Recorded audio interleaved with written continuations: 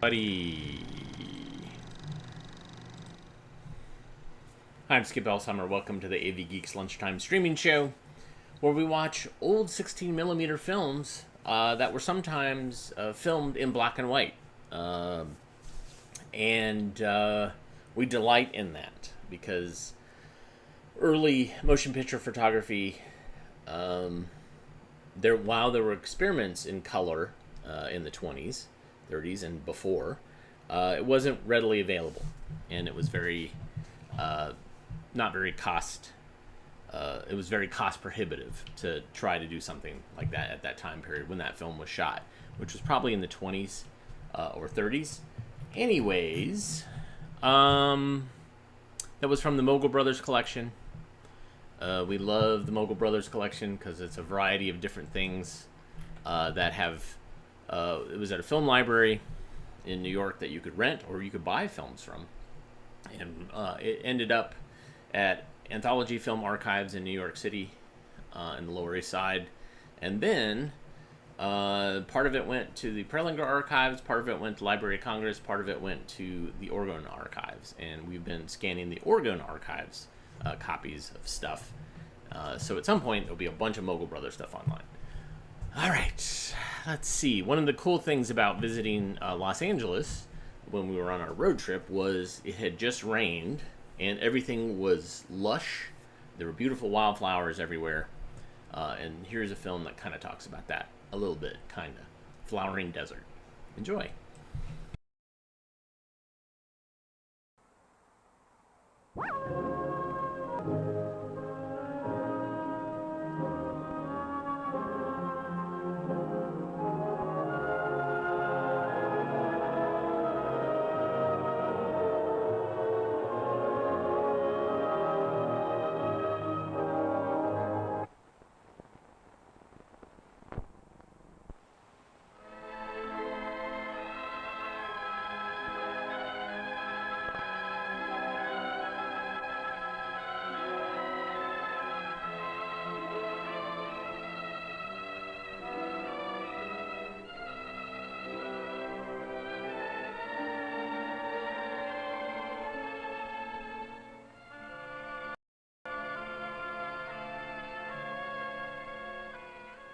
There are two bands of desert regions that circle the Earth in the northern and southern hemispheres. Trade winds and mountain barriers limit the rain that would normally fall within these bands. There are dry lands in the southwestern United States and deserts, somewhat like the Sahara, Arabian, and Gobi deserts. Along the Pacific coast, mountains block off rain from sections of the interior to create such deserts as California's Mojave and Colorado deserts. Many people think of deserts as flat, sandy, barren, and hot. And deserts are often just that. But here in Death Valley, we see that a desert can also be rocky and mountainous. And just as a desert can be unbearably hot in the daytime, so it can be freezingly cold at night. A desert is usually dry. The annual rainfall is ordinarily less than 5 inches. Sometimes rain may not fall for several years, yet cloudbursts may suddenly fill deep riverbeds for an hour or so. Often the winds are so strong that bushes are uprooted or buried under drifting sands. Under such conditions of barren soil, of slight and only occasional rains, of great heat and freezing cold, life would seem impossible. But life adapts itself to the conditions of the desert just as it does to the cold of polar regions and to the heat of the tropic zones. At a first glance, the desert seems barren, but a second glance shows that the desert supports an amazing array of life: flowering plants, shrubs and trees, birds, insects, reptiles, mammals. As compared with zones having more rainfall, the plant life is squat.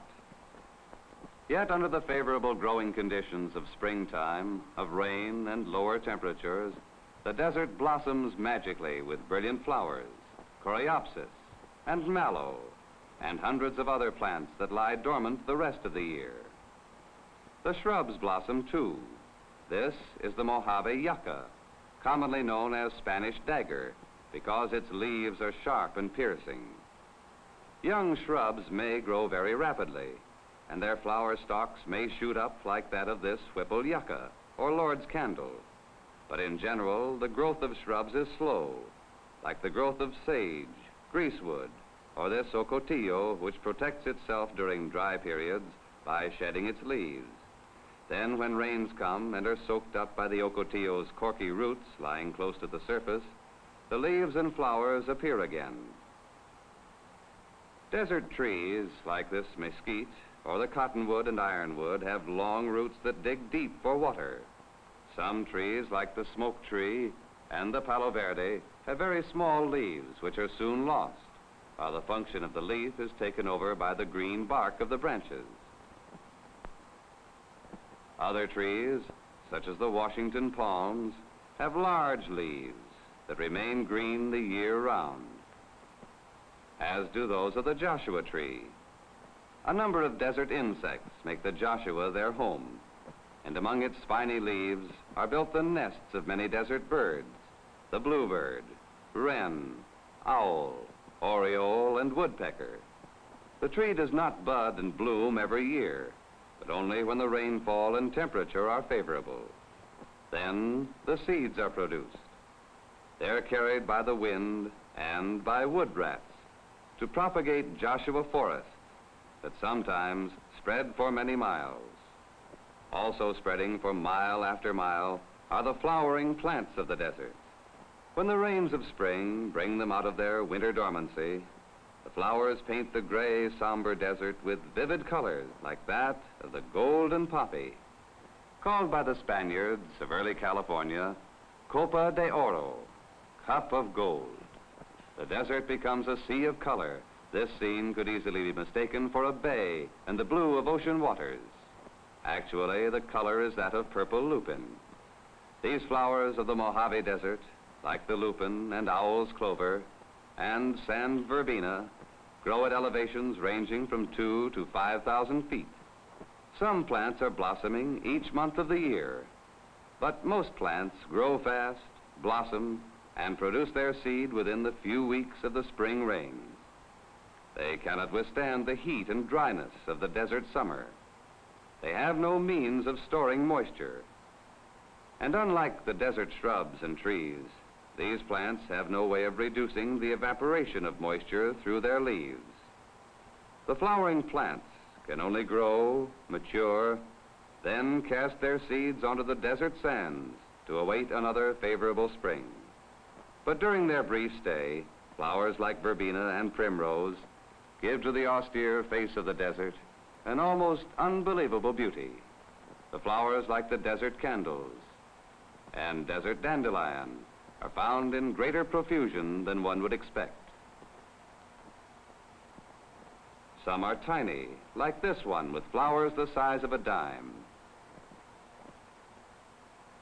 Others are large, like the Indian paintbrush.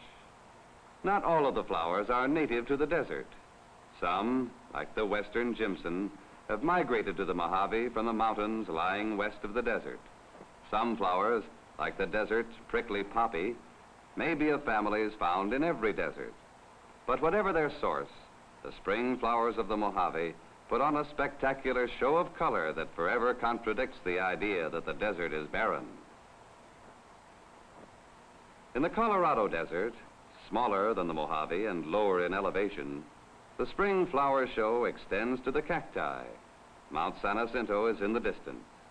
Cacti, like the barrel cactus, flourish on the gravelly soils that receive seasonal rains, and in the spring put forth their waxy blossoms. Despite the fearsome appearance of cacti, their flowers have a rare beauty. The leaves of the cacti are usually reduced to needles, as are seen on this cholla cactus. These sharp spines give the shrub both armor and shade. The skeleton of this cholla is a very porous wood within which water is stored. Cacti, such as this mammillaria, have adapted themselves to lands which became arid gradually. They have no clear-cut relationship to other plant families, But there are suggestions of relationship to such widely differing forms as the rose and myrtle. There are over 1,200 species of cactus, such as this hedgehog, and they are all native to the American continent. They are abundant in the southwestern states, but almost every state in the Union has some species. The prickly pear bears a fruit that is delicious if prepared with caution. Other types of cactus can provide moisture and food in emergencies, but they are usually acceptable only to cattle. The stem of the cactus, such as this pencil cholla, has two chief functions. One is storing water.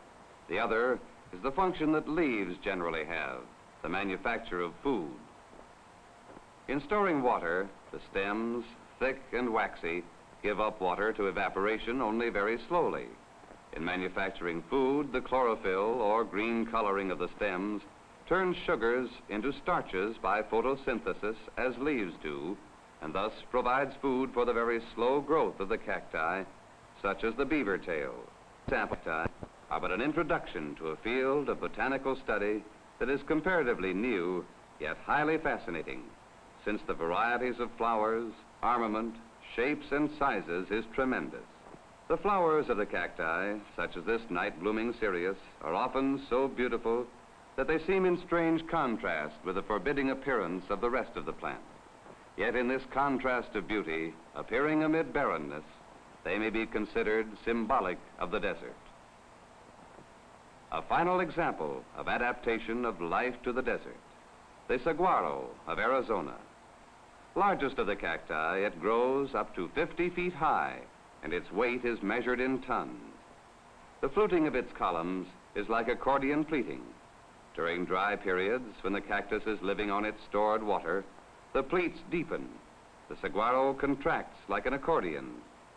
When rains arrive, the saguaro fills out again, and like other trees, shrubs, and plants of the desert, it too puts out flowers, rich and striking, again presenting beauty where it might not be expected, in a land that is by turns burning hot and freezing cold, a land of strong winds and little water, a land where life could not seem to endure. Yet, as we have seen, the desert has a life of its own, strange but strong.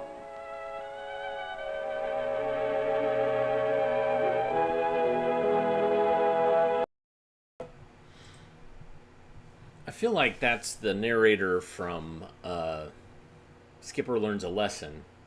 That the film company did a series of shorts about ghost towns in the from the Gold Rush period, and it was the same beautiful color.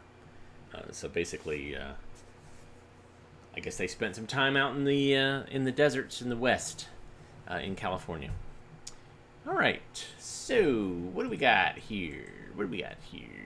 Behind me, I have a film scanner, and we're going to watch a film about leisure time photography. Enjoy.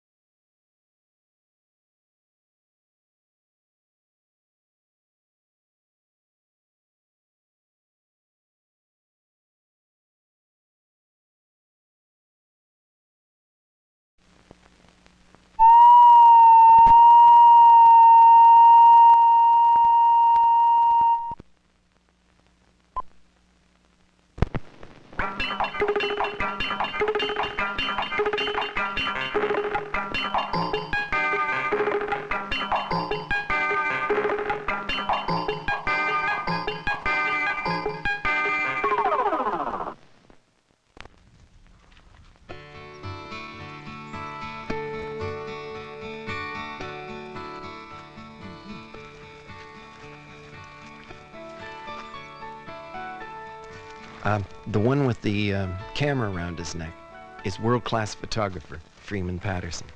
It's his contention that as photographers, most of us don't reach our potential. We're bound by rules and a reluctance to risk creatively that limits our ability to see. By altering his perspective to that of a dog's, Freeman is picturing the world in a way few of us take the trouble to see.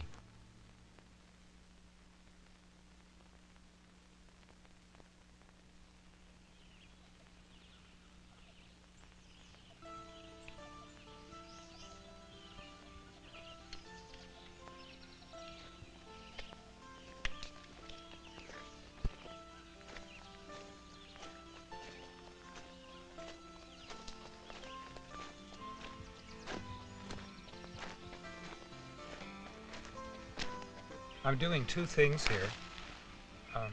I'm overexposing the picture because of the lightness and delicacy of the light, and also because of the subject matter. I want to keep this feeling of lightness and airiness in this photograph. The sun's just coming up this very moment. Especially at sunrise and at sunset, it sometimes sounds really, or it looks really easy to get a photograph, but I think those are sometimes the most difficult of all situations, because you've got to be very, very thoughtful about exposure. You've got to not simply rely on the color and try and get everything into a really fine composition, and sometimes it just isn't possible, and you have to give up and go away and live with the fact that you're not going to be successful. But just getting out and trying is great. There are lots of times when I come down here in the morning and I make maybe 2 rolls of pictures, and then another morning I'll come and it's just as good, but nothing seems to work. I can't sing, you know. I'm a lousy dancer. I really can't paint, and yet when I was given one of these little machines about 20 years ago, I realized that right away I had a tool that I could work with to express myself. Now, I'm not saying that all of the people who start to make pictures are people who are not gifted in music and painting and this kind of thing, but what happens is that for a lot of people, the camera offers a creative outlet more than a hobby. A place for them to not just get away from work and from bills and all of that kind of thing, but a chance to express themselves. And the people who learn the skills, which are very easy really to learn, and who practice, find that it is a medium that just offers them unlimited opportunities for self-expression. Yeah, but you see in a different way. I mean, the pictures you take are a lot different from what my eyes see. How have you learned to do that? Well, I think it's something that some people are born with, that they perhaps is a greater natural talent, but I think that perhaps too much is made of that. Certainly, since I started photography about 20 years ago, my ability to see things has improved dramatically, and it began very quickly. When you look through that little viewfinder, you have a space, a rectangle, and you're responsible for organizing where everything goes in that. And you begin to realize quite quickly that there are good ways and not so good ways to organize things.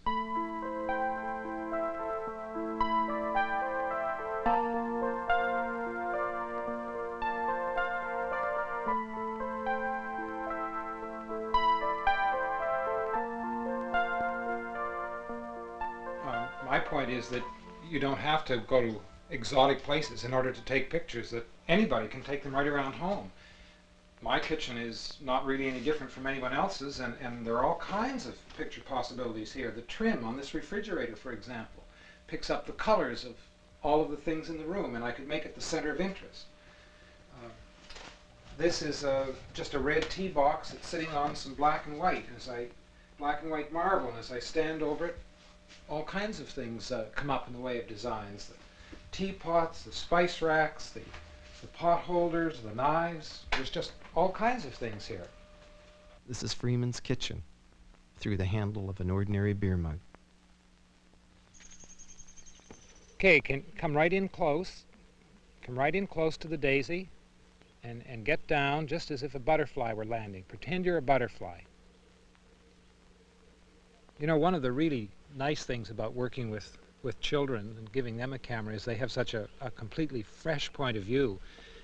In fact, the people that I enjoy working most with are children or people who have never had a camera in their hands before, because they have no bad habits, they have no preconceptions. They'll try absolutely anything.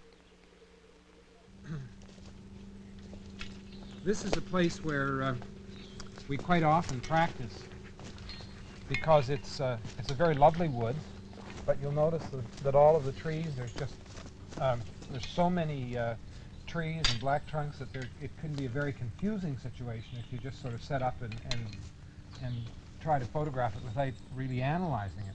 So I'd like to have us go down here and pick out some of the trunks and select those and try and make them represent the whole thing. And this, right down in here, is a place that I think is quite good. Okay, two things. First, the whole point of this is to not hold your camera steady, okay? Yeah. So the first thing to do is literally jump up and down, bounce up and down, and click the shutter as you go. Oh! Okay. That was a long opening. It's going to be a mess. Okay, now try that. Try it again, because the second picture won't be a bit like You've the all first heard the one. rule. Jump right up Hold and the down. camera steady. Okay. But by breaking this rule, you free yourself. You're open to results that you can't predict. You're experimenting, creative. Okay, now that's the second thing. This time, stand still, but do this with your camera. Sort of go up and down the tree trunks with your camera like that. And it's actually a little, that's the spirit. Okay? I got my head going too. Right? Well, you have to, okay? Like that. It doesn't always work, but exercises like this lead to a greater understanding of your camera as a tool of self-expression. Is really very nice. Yeah, and then the wood of the tree above it is sort of a difference. Yeah. Can I see what you fellas are talking about? Come on in. Oh boy, you've got more imagination than I have, I guess. That's nice. Well, let's take a look at yours. Well, it's a little conventional. Huh? Well, it's just very, very different. Take a look at this, Ellen. See how completely differently he's approached this. Very sort of, very vertical compared to mine. Isn't it It's nice? all fuzzy and different. It's just an example of how two people see completely differently in I think I'll take the same I think situation. I'll take the shot. Huh? Yeah, I better do something about this one too, before it goes away. Now, the best light in this kind of circumstance is always when the sun is not shining. And this is kind of what we have here today.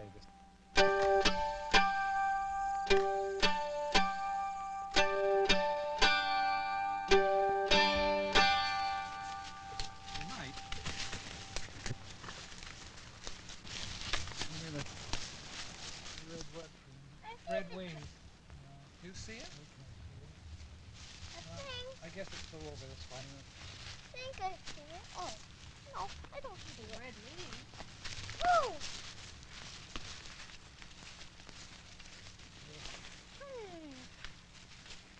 Look at this tree, isn't it nice? There's so much purple Yeah. that That the it yellow becomes a distinctive accent point and Right. establishes itself by the very fact there isn't very much of it. Oh, right. See, so And it's kind of, this yellow flower is kind of like a piece of silver jewelry on a blue dress. Okay. You know? Yeah. It's that kind of thing.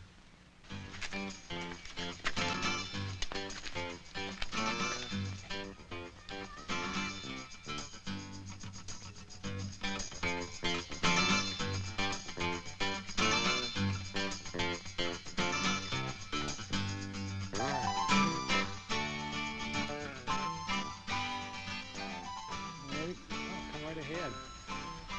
I think Evan's done a nice job.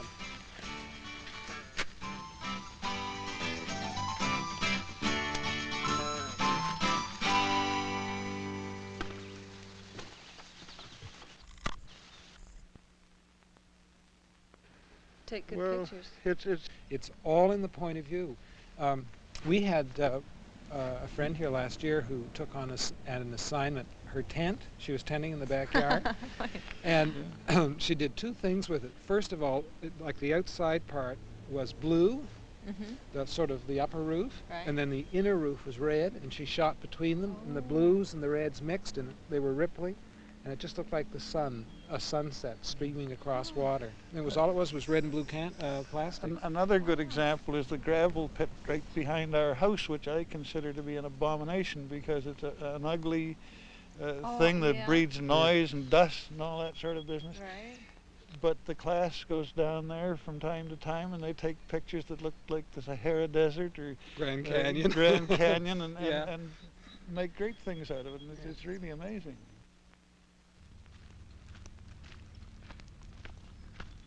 Hi. What do you think? Well, Have you made any pictures here yet? I looked through the camera a bit. Doesn't look very promising, I know. Because people are not really careful, they're very sloppy. They have no pleasure in taking the real pleasure in taking the picture in the first place. They get their negatives back. They're unhappy again, and it turns them off photography. You know, like to really They get go out too fast and Yeah. immediate results. This is true, but I think that no matter what you do, if you're a dancer, if you're boating or canoeing or taking pictures, if you have to be careful and disciplined, and that's where the pleasure comes in.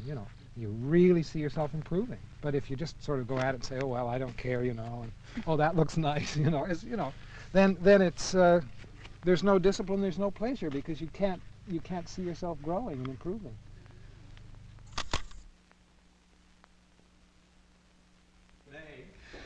And it's up to you to do absolutely anything that you want with it. What I don't want is an egg put on a piece of paper and just simply photographed. In other words, take that egg and take the label off it. Stop thinking of it as an egg.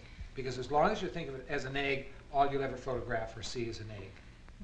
I used to just take pictures of my kids with my camera. I had a simple little camera and I took pictures, but I always wanted to be able to do something more. So Freeman had this photography course up here and I thought, my goodness, here you live right handy. Why don't you take the course? So my husband encouraged me and finally I put my name in. And I can't believe the things I learned in just a very few days. I couldn't believe what I was seeing and I couldn't believe the films that I got. It was just fantastic that I had taken them myself. I've lived here and I didn't see any of these things. Well, photography to me is an outlet for my creative energies, not only from the standpoint of the photography itself, but I can use my photographs as design elements in other work that I do in fabrics and crafts of other kinds. Right. And see all of those repeated circles? Right. You saw Naima's picture, didn't you? The perfect example of how two people standing side Side by by- side come up with totally different things. Naima, what depth of field would you give this? I don't know. I haven't thought about it. Probably. I'd Like be it tempted is. to give it very little. Yeah, like it is. Absolutely. There's another one for you, Jane. This girl. Oh I mean, they're my everywhere. soul. You can just work on that, They're just all over the place. Oh, I can't wait to get a zoom lens. Learning photography and being sure that you're going to get successful pictures is like anything else. It's a matter first of learning the basic craft and then of practice. And as soon as you achieve a little bit of facility, you start to get excited. And that is the biggest guarantee to success of anything because you develop the motivation. Are you doing just working in the reflection. in the reflection of the car window? Yeah. You say, gee, I want to know how to be able to get a fantastic sunrise, or I really want to be able to photograph wildflowers well. And as soon as you're motivated, you'll learn. You don't have to be born with, buckets of talent. You get out there and do it. Photography for me has been a medium of discovering the world around me, and it's also been a very real means of self-discovery. I have to put this in my New Brunswick book when I get around to doing one. It's fantastic. Oh my! I just can't get over it. Look at the colors, Freeman. Wow, look, I'm Gee, shooting look. right through all these yellows at the radar. Just in terms of cost, there are so many things like skiing. You can't ski in your backyard. You can't do all kinds of things in your backyard, and just the costs of going and staying somewhere are tremendous. These costs you don't have to involve yourself in when you're doing photography. You can if you want to. If you really want to go to Grand Canyon and photograph it, you can pay the money and so on.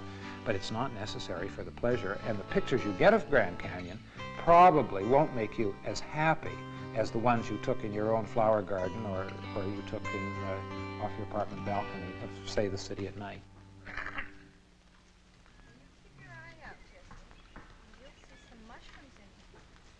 I think that photography is the most accessible of all of the hobbies and leisure time activities.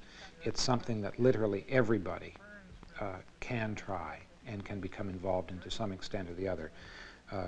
It's something you can do at home, no matter if you live in a high-rise apartment or if you live in a little house on the edge of the city or if you live in the country. You don't have to go to Australia, you don't have to go anywhere. The opportunities for pictures are not increased by the distance you put between yourself and your home.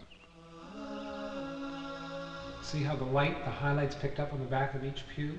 And that's just as much a part of this church too as the hymn books or the beautiful arches. Now come up to this arch and hold the camera very straight right about there and see what kind of composition you get.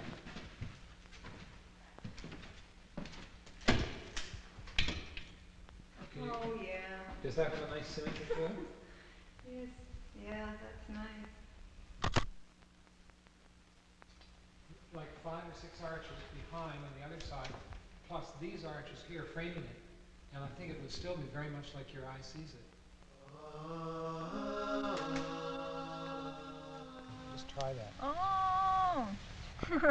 Isn't that nice? Oh, I like that. Oh, that helps a lot. Well, I think that people get both a mental challenge, they get a physical challenge out of photography, and they're involved in a creative, artistic outlet, call it a hobby if you will. I think it's more than that as you get serious. That is very, very stimulating. You literally start to see and appreciate the world around you in ways that you never suspected.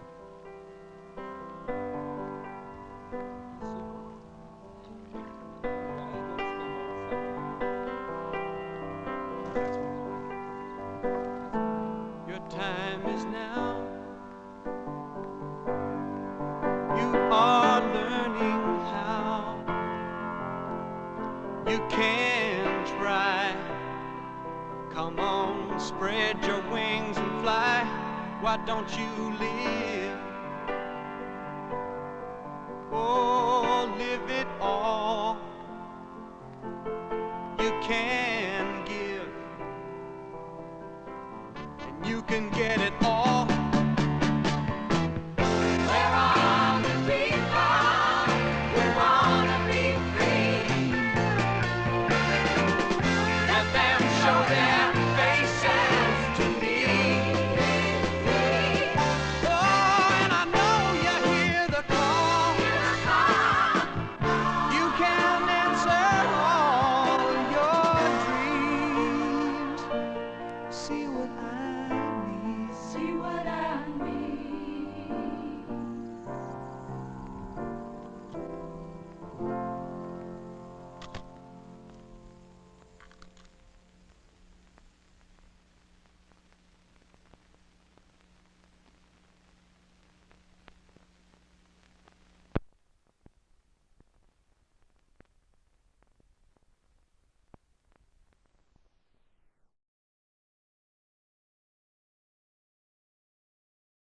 No toe tapper.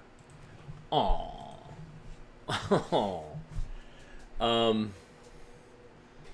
That's too bad. So that's interesting. Definitely has a 1980 feel to it. Not quite 70s. 70s haven't gone away, but we're on a new path. It's all right. You know, I think it's interesting.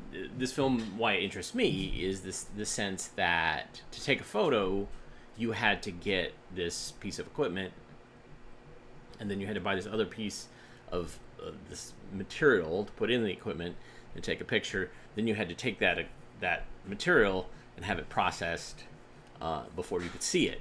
In the sense that we all have technology to capture imagery on our device that we use to communicate with people is significantly different. What is captured is different. Why we capture. Also, I think it contributes to the ephemerality. There's so many photos that people take that they get lost because there's just so many. And, you know, somebody loses a phone or somebody account gets hacked or whatever. And the sense of having a physical photo means it lasts longer, potentially. And so that's the same with motion picture film and the 60 millimeter films that we have, is that they're physical things. And so you can't just accidentally throw something away. It's harder to do that. That being said, this next film is our 4,000th film that we've shown during this lunchtime streaming show. 4,000 films since mid-March 2020. And you've been there watching them. So I didn't pick anything special. I just picked something that we had next in the batch. And this is a Cornet film, I believe, called A Bike, A Birthday. Enjoy.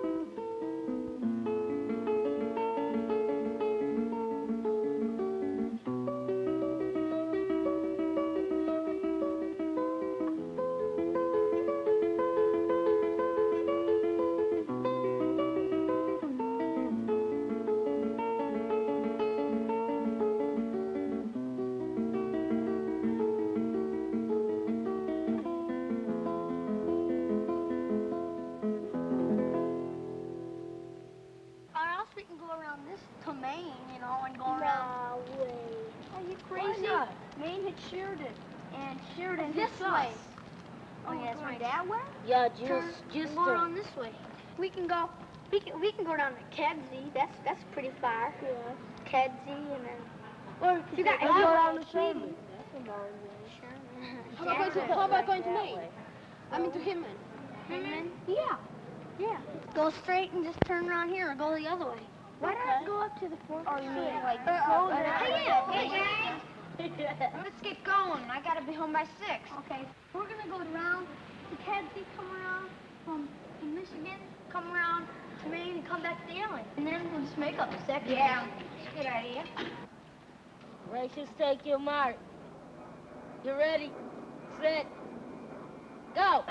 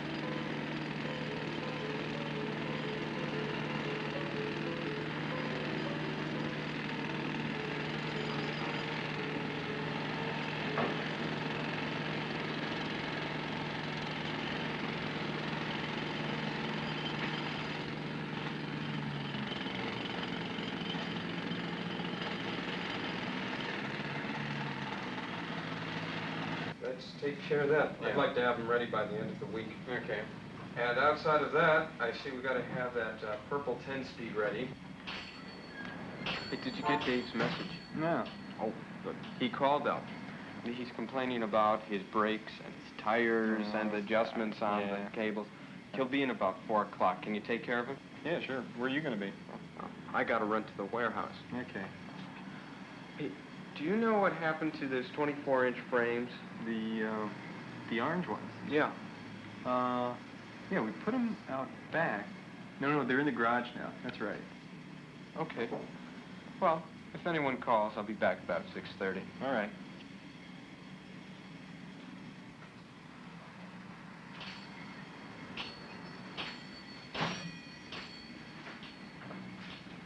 Hi. You like it? Yeah. My birthday's in a couple days. Well, maybe your parents will buy it for you. How much is it?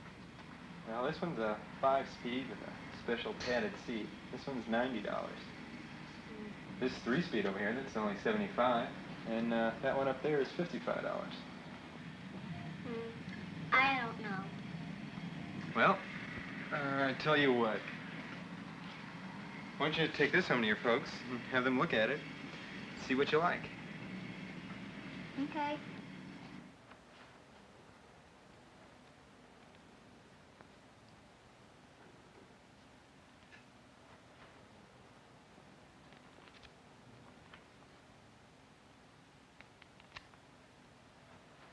Jimmy has this one.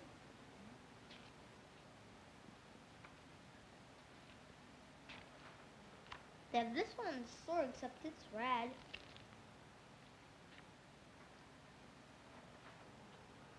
This one's nice. I think they're all nice. Well, I don't have a bike. You're too small. I am not. You'd fall off and hurt yourself. I rode Kimberly's bike. You did not. Julie, isn't it your turn to take out Fuzzy? I'm gonna wait until I finish my coloring book. All the kids have them. All the kids? Well, some. Why only some? I don't know. Maybe they can't afford a bike. Can we afford one? We'll see. 90, 91, 92, 93, 94. 99. What's the largest three-digit numeral you know under 100? LaShawn. 900. 999. What's the largest four-digit numeral you know under 1,000? Bobby. Bobby. What's the largest four-digit numeral you know under 9,999 is the largest four-digit numeral. There's the 4 columns. And what would happen if I wanted to say 10,000? What would I have to do? I'd have to add a whole new column. Right. 100,000. Then I could do 99. Who knows what the number is that makes this 1,000 less? Okay, Jay, tell me the number that is 1,000 less than 57,638. 56,638. 56,638. Is he right? Yeah. He reduced 1,000 by 1. Okay? Okay? Yes, you did. 9. Then what? 1 more than that is 10. You add on to there, but plus 4,099. So you add on to that, and then you add that on to that.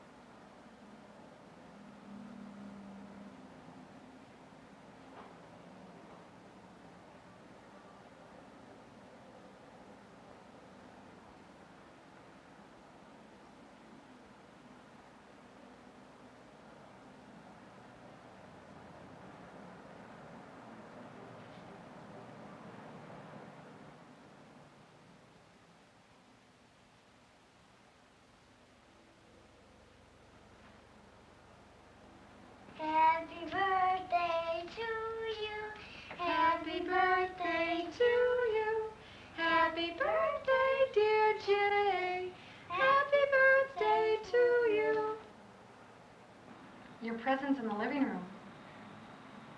Why don't you go take a look at it?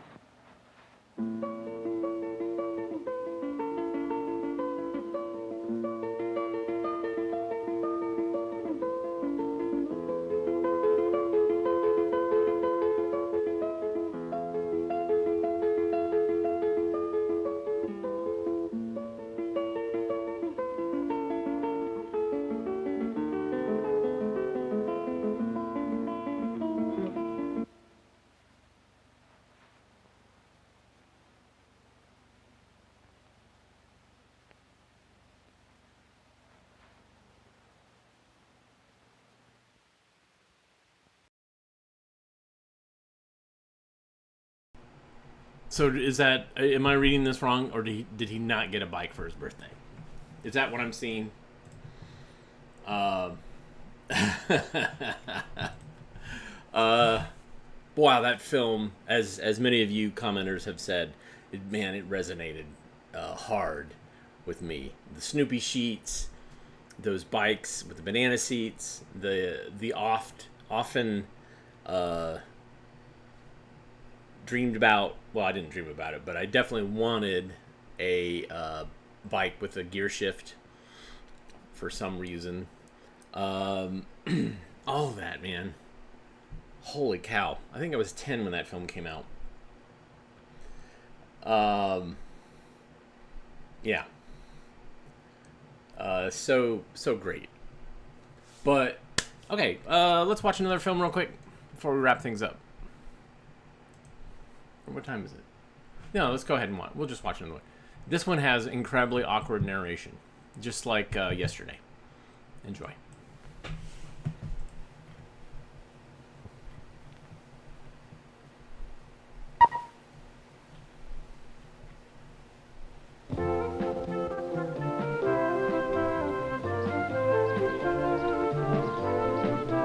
Dad? Yes? I like going to work with you. Well, I like taking you.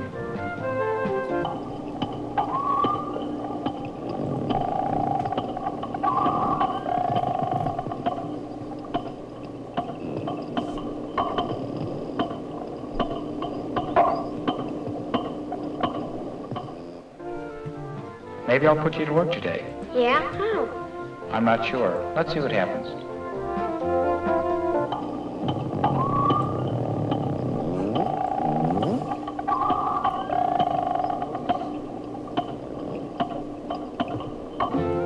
Would you like being a dolphin keeper? I don't know. Maybe.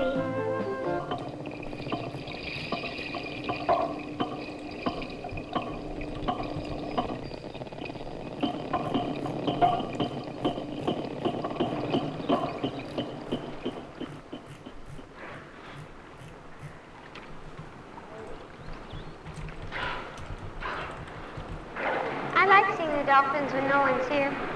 So do I.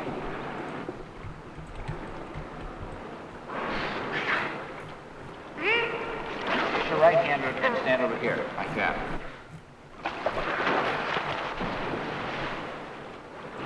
See how warm it feels? They feel kind of like rubber, not like a fish. Well, you know he's not.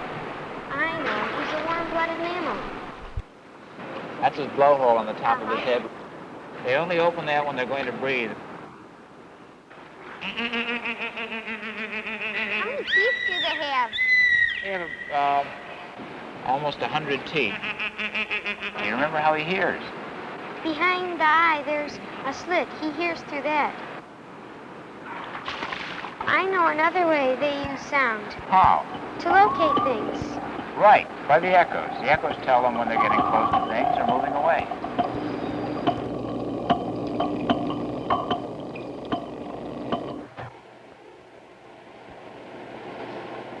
How good can they see underwater? Well, we know they can see through the window, watching us right now. When they swim up to the top, they just take a little breath of air, then they come back down.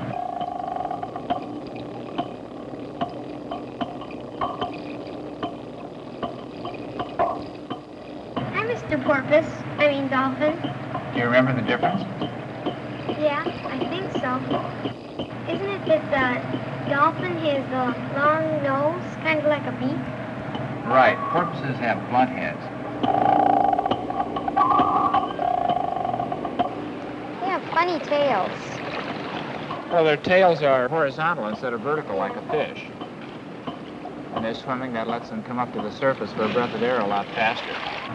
They steer with those little fins in front, those pectoral fins, little balancing devices.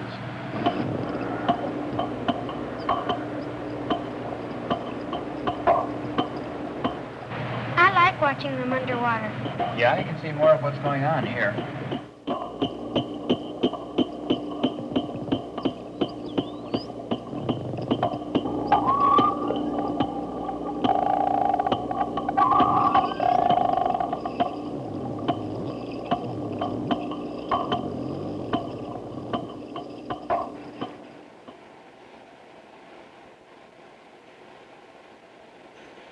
Steve, you remember our other keepers, Ed and Chuck?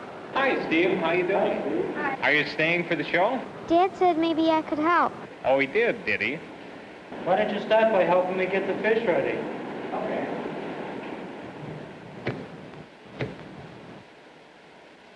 How much fish does a dolphin eat?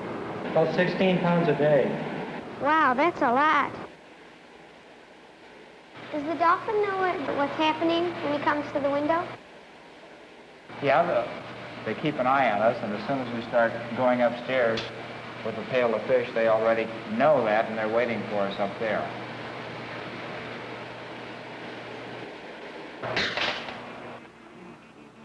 You still want to help? All right. Stay with me, I'll show you what to do. Those whistles, chirps, and grunts are the dolphins welcoming you to the Seven Seas Panorama. This building is the first artificial home for dolphins built away from the sea coasts. We try to maintain a salt content of 3% and temperatures between 70 and 80 degrees.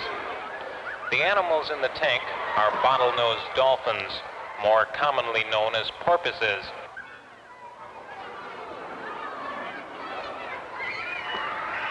We'd like to start the show with Vicky bringing her bell. Okay, Vicky's coming up right now to get the bell. Okay, there's Vicky. You will remember ringing that bell. Okay, let's get back over here, huh? Come on.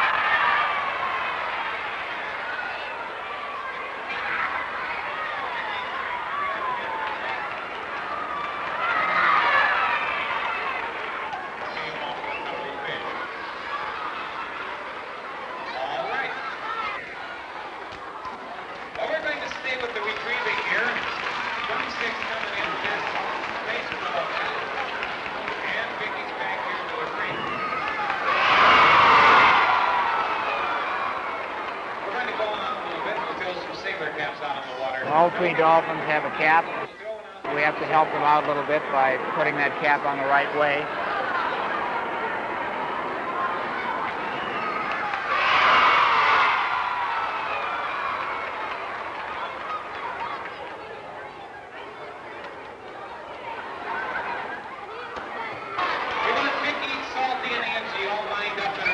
You're going to help. You can just put those sailor caps out on the wall.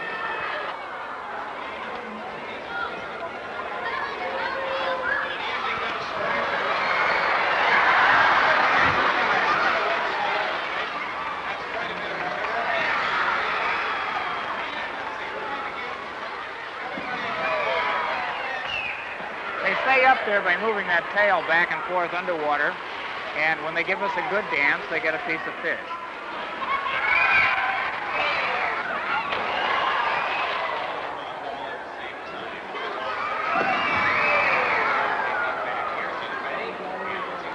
Angie's going to stay up in her tail right now. Let's see if she stays up there for a long time.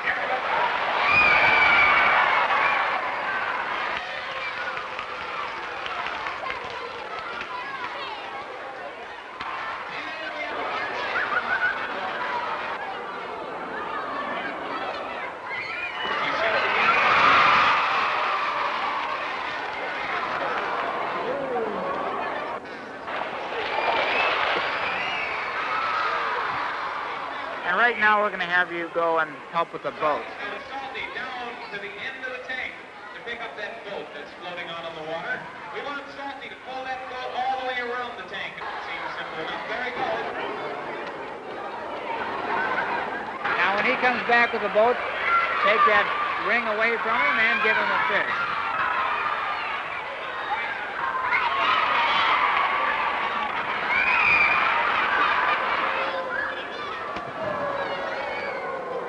Okay, do it now. He made it. And we'll give him a couple of fish as a reward. That's a good job. Everyone wants to come back in here to get a couple more fish, and then we're going to have them all try a few different types of jumps. Now we're going to get set for a hoop jump. Okay. We want him to get up there without touching any part of the hoop, and let's see what happens.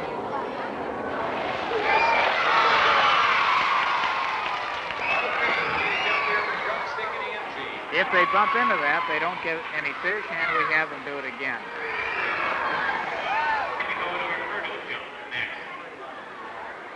They're all set right now. They're coming around. Let's see if they make it.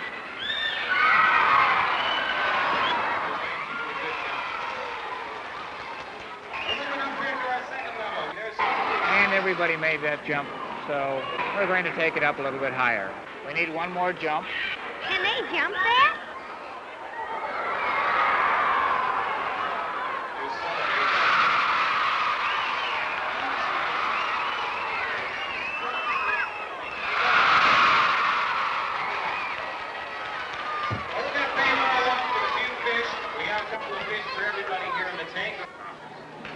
All right, we're going to go out over the water and try a bait jump. We use Salty and Angie for this jump, and you may get soaking wet on the bottom two benches on the other side of the building, directly in front of us. So feel free to get out of the way. Okay, do you think they can do this? I don't know. Here he comes.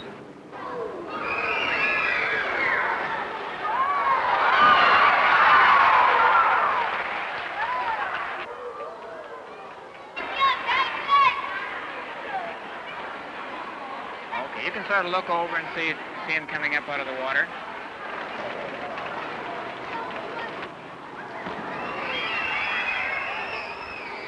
Okay, so he's coming up.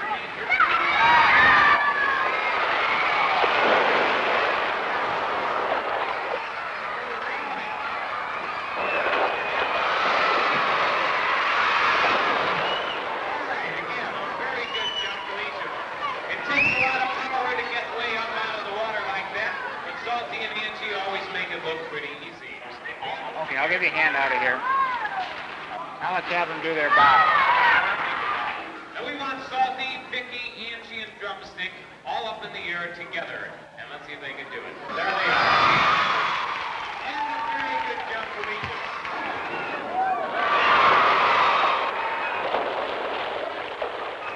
Ladies and gentlemen, boys and girls, this is what we have to show you. We hope you have enjoyed the show. Some final words of caution. As you leave the building, please do not put your hands out past the guardrail and do not throw anything at all into the water. Also use either exit on your way out. Thank you very much and good afternoon.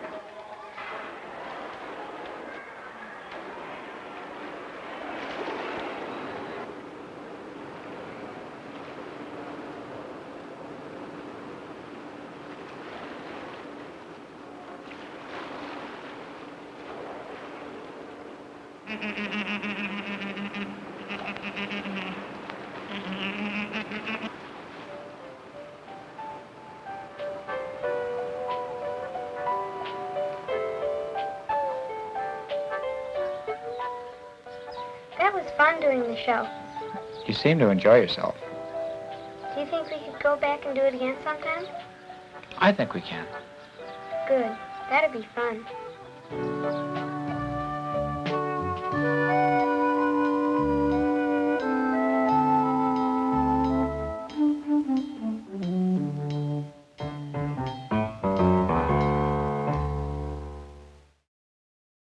right, that was a great film.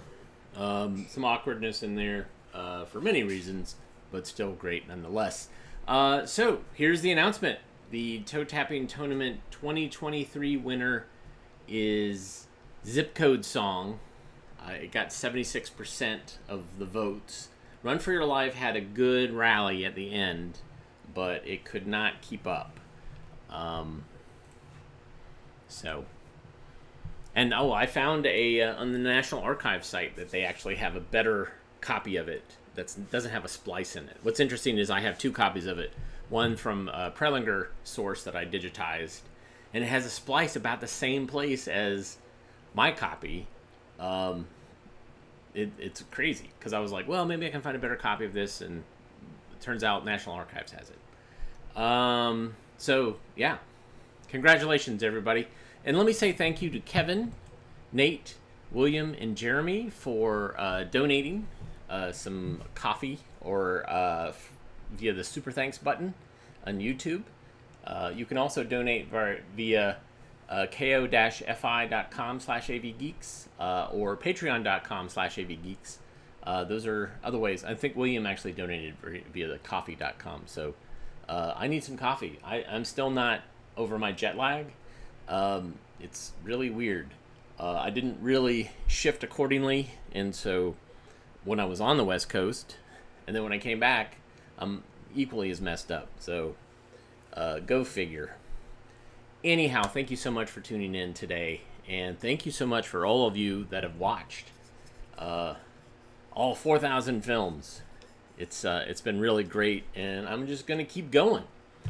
Pretty soon, I think what we are on episode 825. So we're going to keep going to 1,000 and see what happens. We'll see what happens. But thank you again so much. We'll be back again tomorrow on Thursday. We'll watch some more films, talk about stuff, and yeah, everybody take care.